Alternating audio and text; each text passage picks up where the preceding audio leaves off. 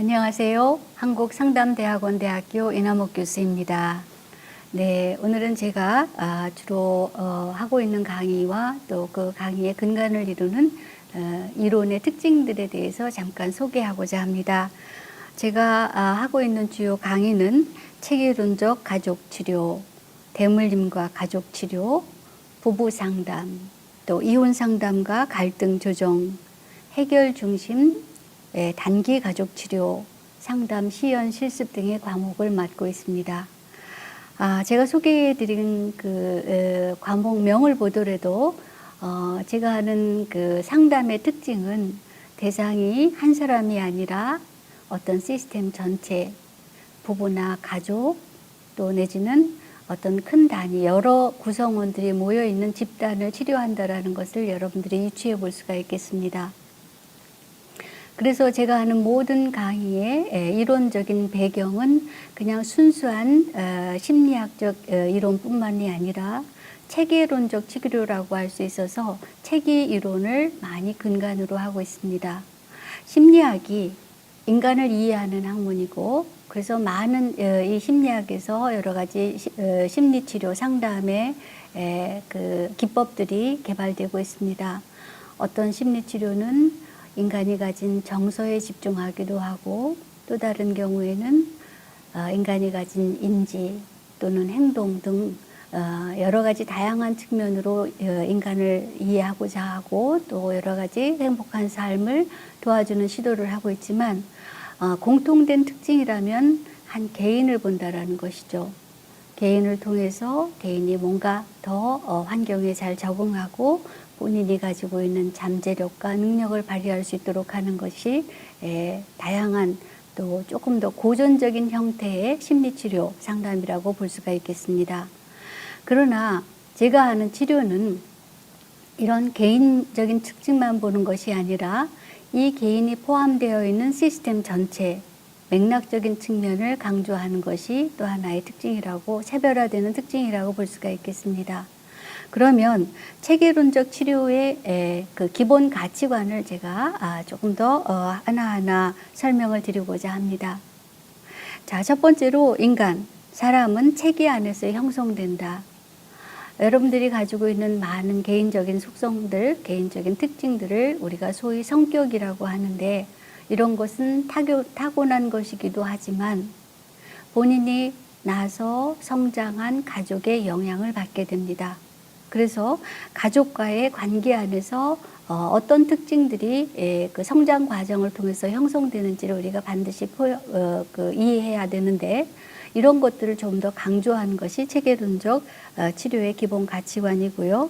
또 사람은 소속되어 있는 체계에 적합한 행동을 한다라는 전제입니다. 그 사람은 성격이 외향적이야. 그 사람은 성격이 내향적이야. 그 사람은 거짓말을 많이 하는 사람이야.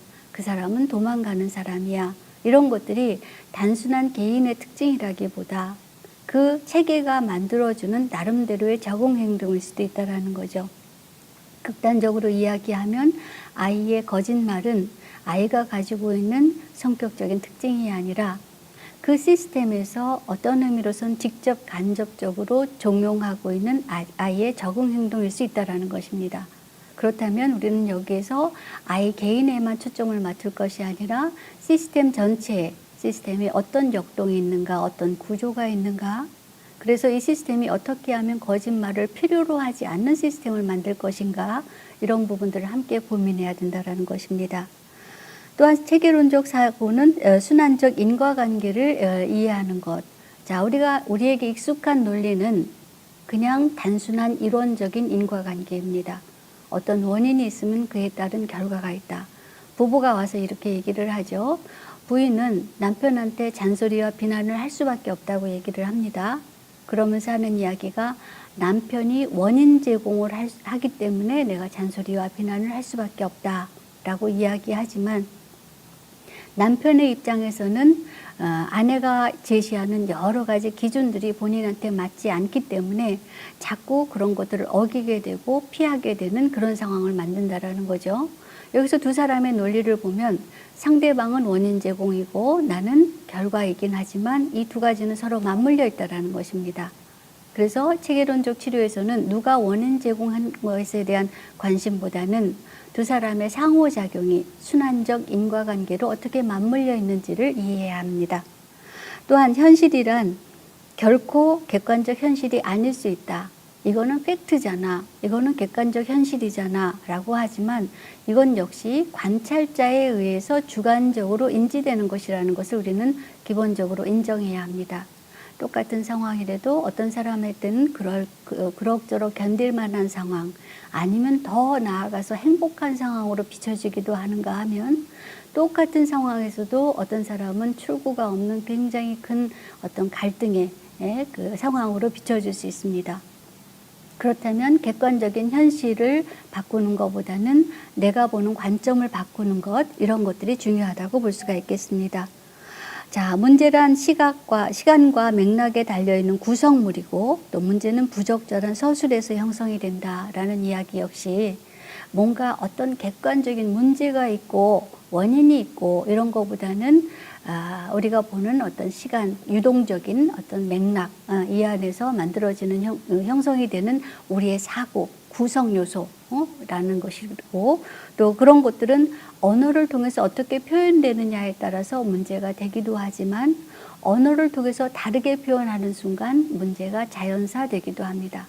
자, 이런 것들이 체계론적 치료의 아주 그 특징적인 부분인데, 이러한 특징들이 좀 기존의 여러 가지 심리학적인 접근이나 또 내지는 우리가 갖고 있는 논리적인 사고 체계와 좀 다른 부분이 있어서 좀 차별화되는 부분이라고 우리가 말할 수 있겠습니다. 다음으로는 체계론적 상담, 체계론적 치료의 효과 요인에 대해서 말씀드리고자 합니다. 개인의 특징을 절대로 개인이 가지고 있는 속성, 개인이 갖고 있는 특성으로만 보지 않고 관계 안에서 이해해야 된다라는 거. 누군가 너무나 불안하고 너무나 우울하다면 그 사람이 가지고 있는 특징이기도 하지만, 그 사람이 가지고 있는 상대방과의 관계 차원에서 본인의 요구가 들어지지 않는다라든지, 뭔가 그 관계 안에서 무기력을 느끼게 되면 이런 것들이 우울이나 무기력으로 나올 수 있다라는 거. 그래서 이 사람의 증상과 어려움을 이해할 때 반드시 이 사람이 가지고 있는 관계를 함께 봐야 된다는 것입니다. 그 다음에 맥락 안에서 이해하기.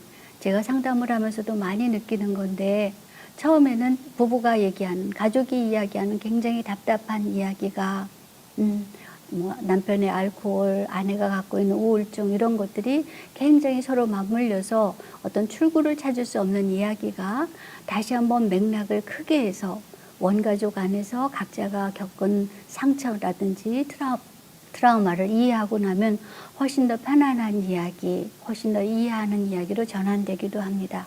그래서 우리는 체계론적 치료에서는 너무 줌을 아주 마이크로하게 개인적인 특성으로만 맞추지 않고 조금 더 뒤로 해서 크게 보고, 그래서 시스템 전체가 움직이는 그런 모습들도 함께 파악해야 된다는 거죠. 네. 그리고 이제 중요한 거는 다양성입니다. 이 세상에는 옳음이 굉장히 다양하게 존재한다라는 거.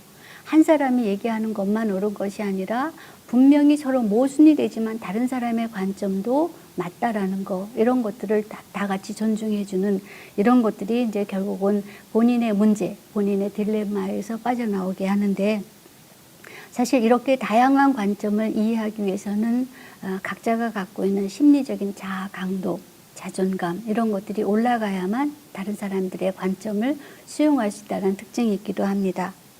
또 새로운 것은 그러니까 익숙한 것을 새롭게 본다라든지 다르게 본다라든지, 그리고 저한테 관심 있는 거는 오히려 내담자의 문제, 갈등보다는 그 사람이 가지고 있는 자원, 강점들, 이런 것들 관심을 두고 이런 것들이 조금 더 활성화될 수 있도록 돕는 거.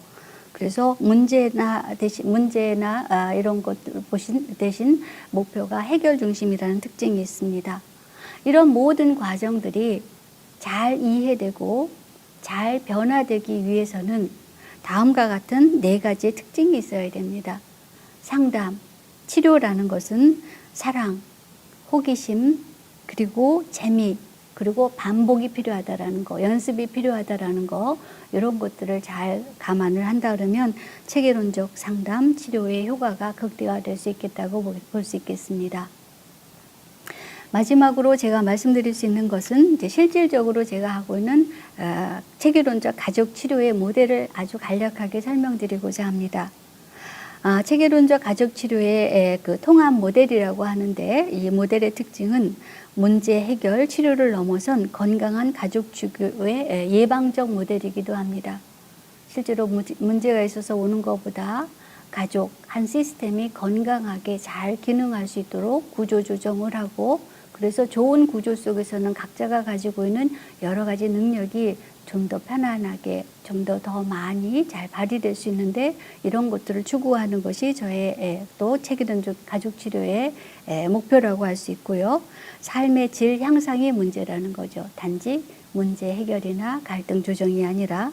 그래서 이렇게 하기 위해서는 가족의 구조, 전체적인 가족 구조, 이거는 지금 2대 부모와 자녀뿐만 아니라 3대 이상으로 해서 다세대 안에서 어떤 가족의 구조가 대물림되고 있는지를 잘 이해하고, 이 구조 속에서 특성화된 가족의 기능은 어떤 것인지, 이러한 기능이 좀 더 역기능에서 순기능으로 되기 위해서는 어떠한 변화가 필요한지, 이런 것들을 찾아내는 것이 필요합니다.